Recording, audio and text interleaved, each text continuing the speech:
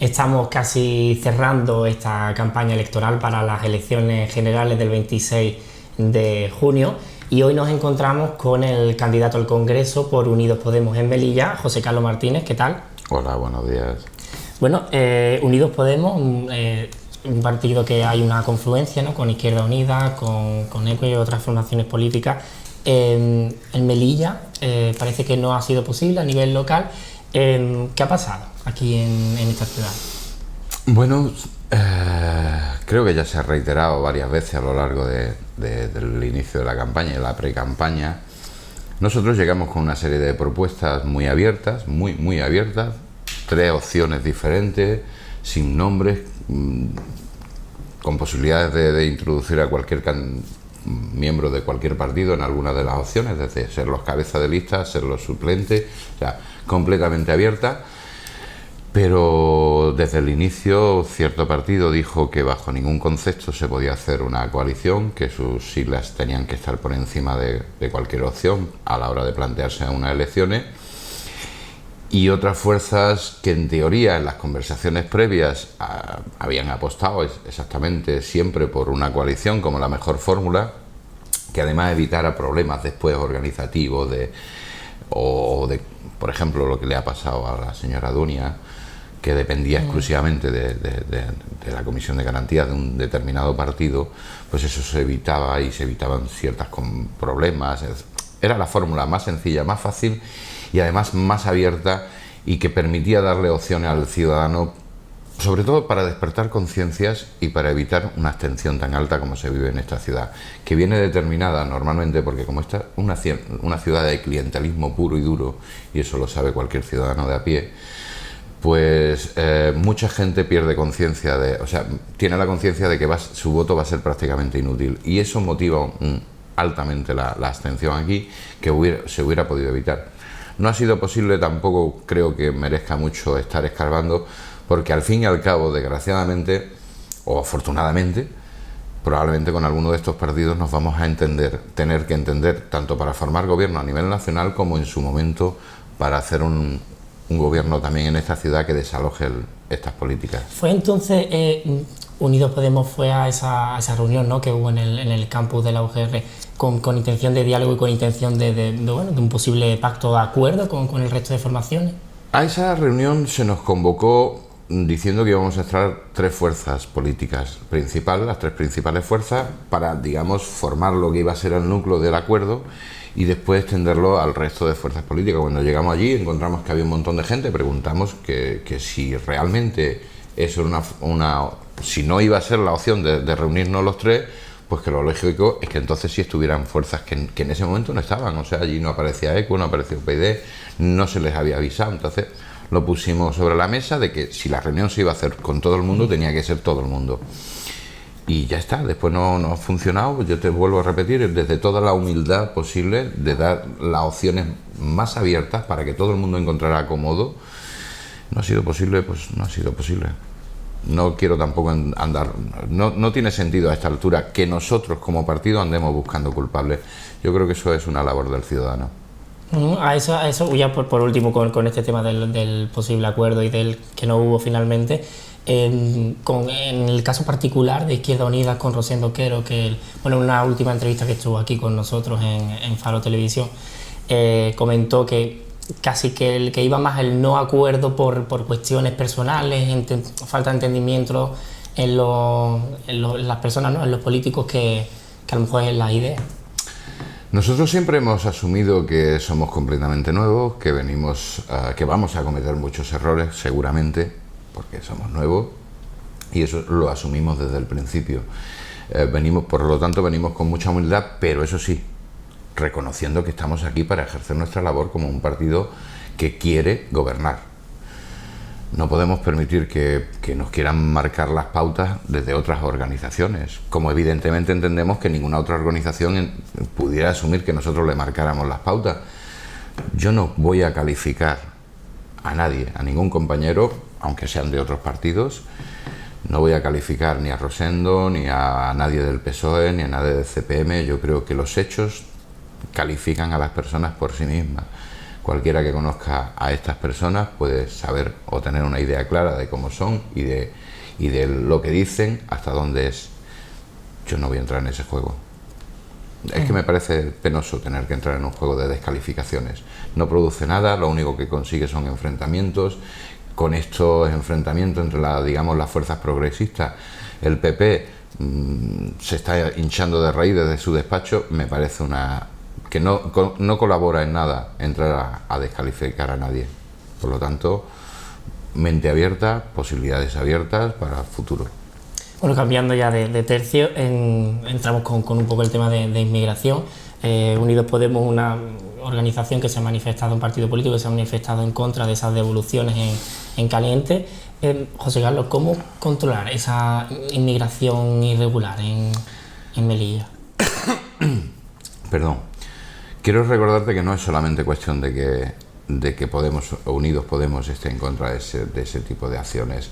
Es ACNUR, es la Unión Europea, ahí es hasta el Papa Francisco. Hasta el Papa Francisco, y mira que yo no soy nada creyente, pero la valentía de las personas hay que reconocerla, y cuando una persona hace o dice las cosas bien hechas, hay que reconocerlo. Y hasta el Papa Francisco está por la labor de que hay que cumplir la legalidad nacional e internacional. Nuestro articulado en derecho y además los compromisos internacionales que tenemos nos obligan a que cuando una persona entra en territorio español, sobre todo bajo una serie de condicionantes, tenemos la obligación de saber y redactar una serie de documentos, confirmar una serie de circunstancias.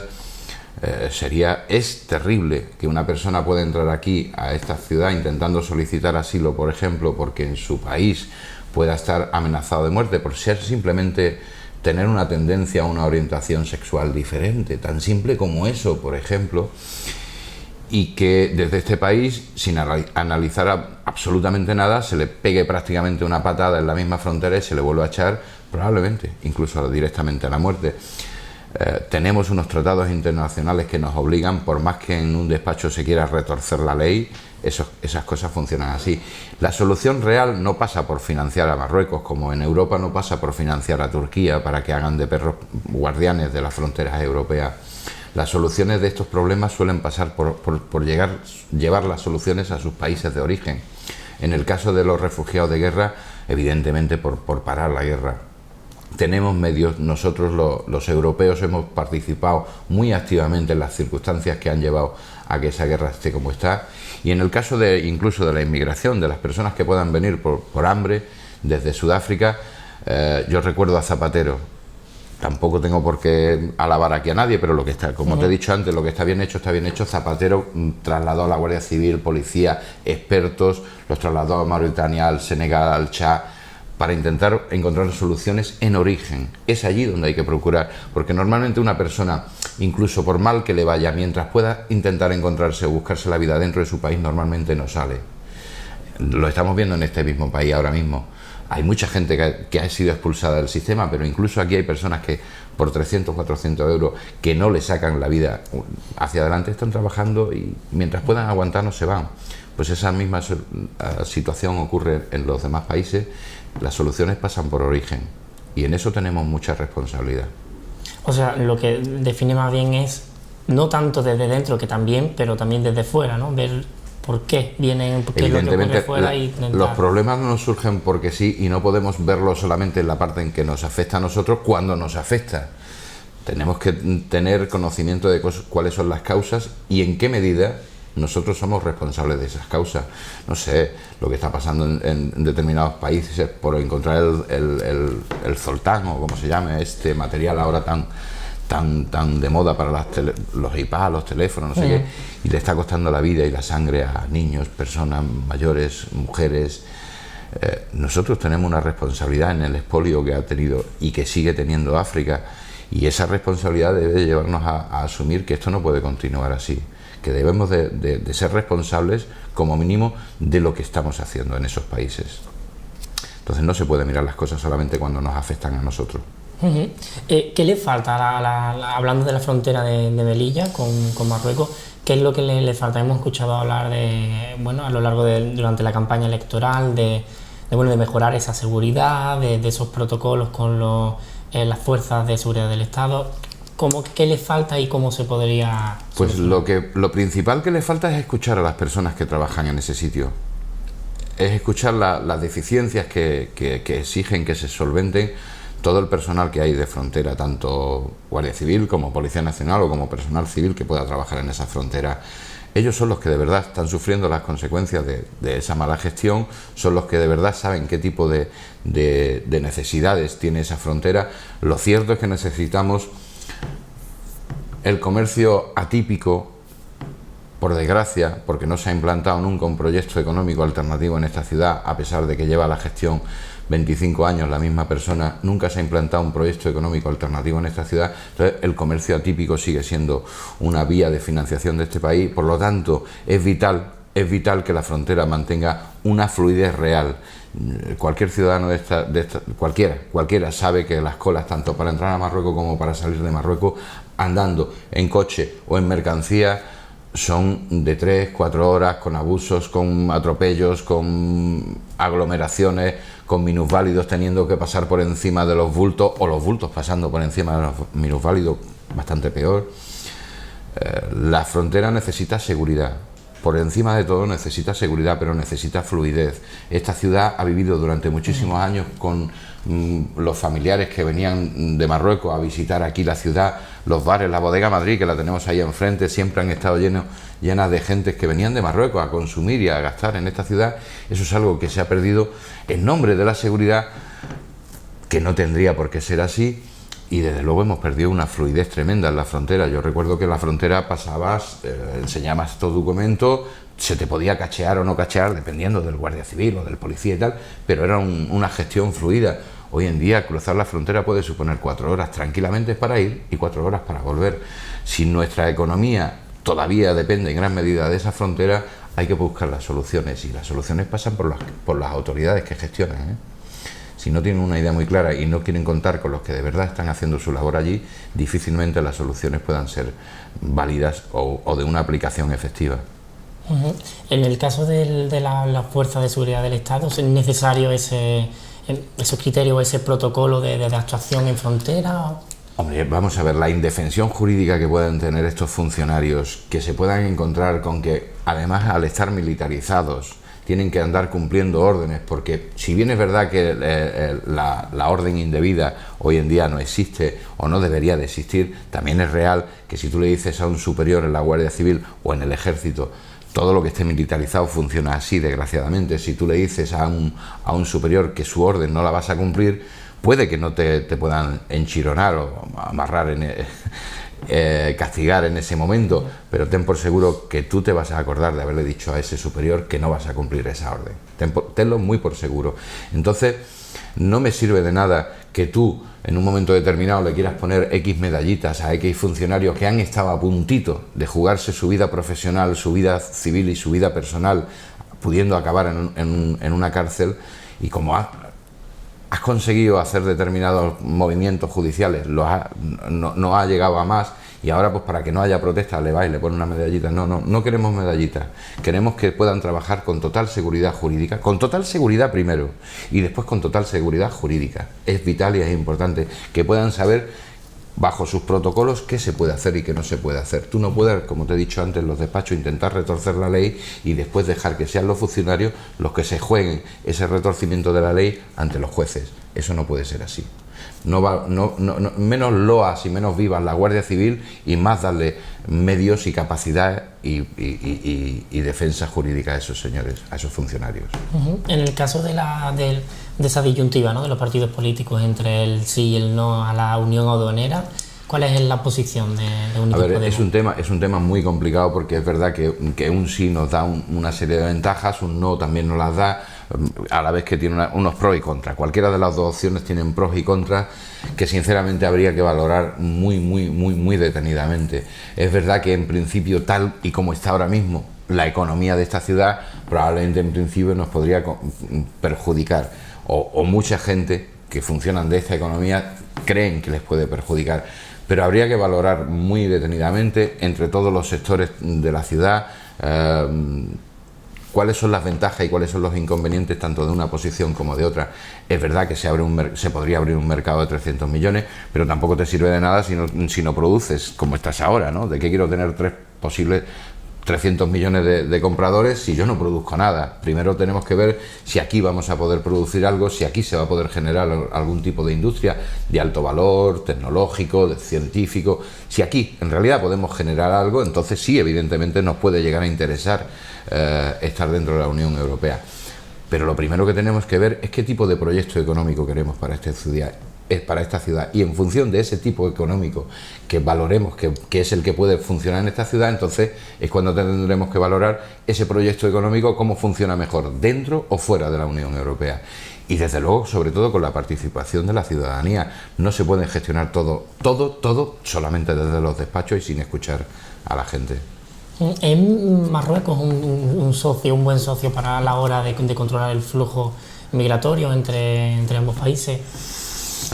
Marruecos es Marruecos.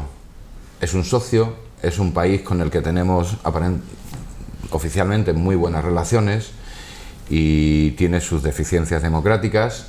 Por lo tanto, en cuanto al tránsito, al flujo de migración o de refugiados que puedan surgir por allí, crea ciertas dudas. A nosotros personalmente nos crea ciertas dudas, tal como te dije anteriormente. No se debe de financiar ni a Marruecos ni a Turquía, que sus leyes son mucho más laxas en cuanto a derechos humanos, y no se pueden estar pagándoles para que hagan de perro policía de las fronteras europeas. Las fronteras europeas tienen que estar garantizadas, por supuesto que sí. Tiene que haber un flujo de personas controlado y admisible, por supuesto que sí. Pero las soluciones no pasan ni por bombardear ni por criminalizar. Las soluciones pasan, y todos las conocemos, y las organizaciones que trabajan sobre el terreno son los que más las conocen, son los que más experiencia pueden aportar, y las soluciones pasan normalmente por soluciones en origen, y nosotros tenemos mucha culpa de que en el origen estén fallando las soluciones. Bueno, cambiando otra vez de tercio, ya nos vamos a esa ley electoral, ¿no?, por circunscripciones que tenemos en España. ¿Cree que esta fórmula representa no solamente ya a la sociedad española, sino concretamente a Melilla? ¿Se ve bien representada en las instituciones públicas? Vamos a ver, Melilla es una ciudad autónoma, no es una comunidad autónoma, es una ciudad autónoma con 85.000 habitantes. En cuanto a la proporción de senadores y de diputados, sinceramente, podríamos intentar exigir alguno más, no lo sé, ahora mismo es una valoración, pero yo no creo que sea tanto por tener uno o dos representantes. Si de todas maneras tiene 3 representantes de la ciudad institucionalmente y en 20 años no han hecho ninguna labor por la ciudad, o sea, daría igual que tuviéramos uno que tuviéramos 10. Si van a hacer el mismo tipo de gestión que han hecho hasta ahora los que han estado de representantes, pues la verdad, como si no tuviéramos ninguno. No ha supuesto ninguna diferencia para esta ciudad que haya uno o que haya 5. Realmente la diferencia está en que hagan una gestión realmente importante, que trabajen por la ciudadanía, que somos servidores públicos cuando entramos en política para servir al ciudadano. Eso es algo que mucha gente se ha olvidado. Cuando han vivido de los privilegios durante mucho tiempo, se olvidan de lo que era vivir con... Bueno, se olvidan, no, creo que nunca han vivido con 400 euros, por eso le es tan sencillo decir que hay que apretarse el cinturón, cuando además ya no nos quedan agujeritos en el cinturón para poder seguir apretándonos. En cuanto a la ley electoral, evidentemente es injusta.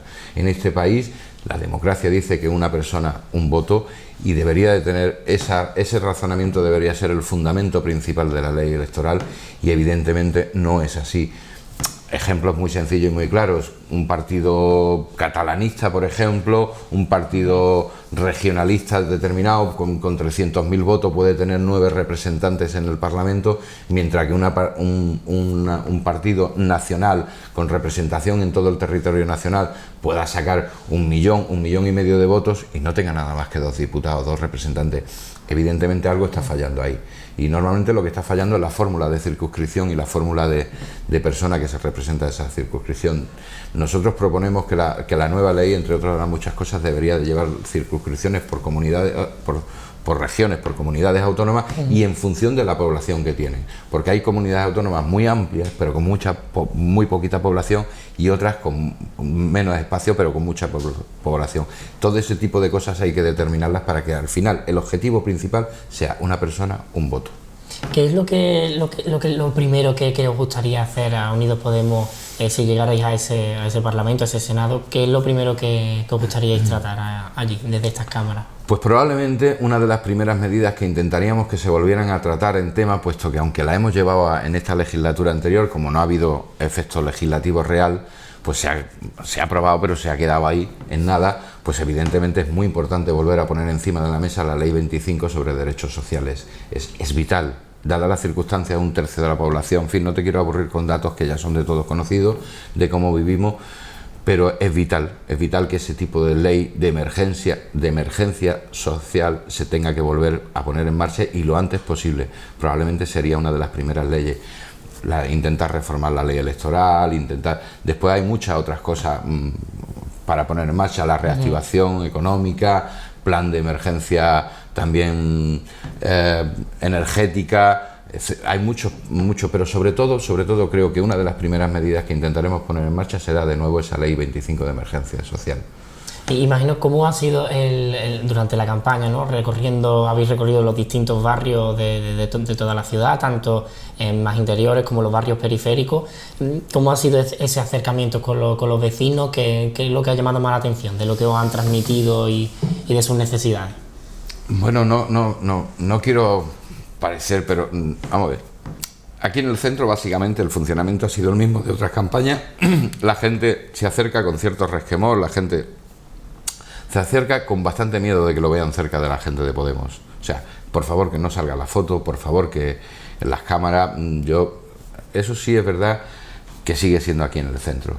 La gente pasa, coge una chapita como el que casi te está robando, ¿no? Coge una chapita que nadie lo vea o coge un globito, no sé qué, pero después es verdad que sales de lo que es el centro, te empiezas a mover, no hace falta irte muy lejos, aquí Ataque Seco, Cabreriza, el cuarto, quinto distrito, el que tú quieras, todo lo que no sea el centro, ves que la gente, el Real, ves que la gente sí que se acerca, la gente te pregunta, oye, ¿de verdad? ¿Es que de verdad queréis quitar la valla? ¿Es que de verdad queréis entregar Z Melilla?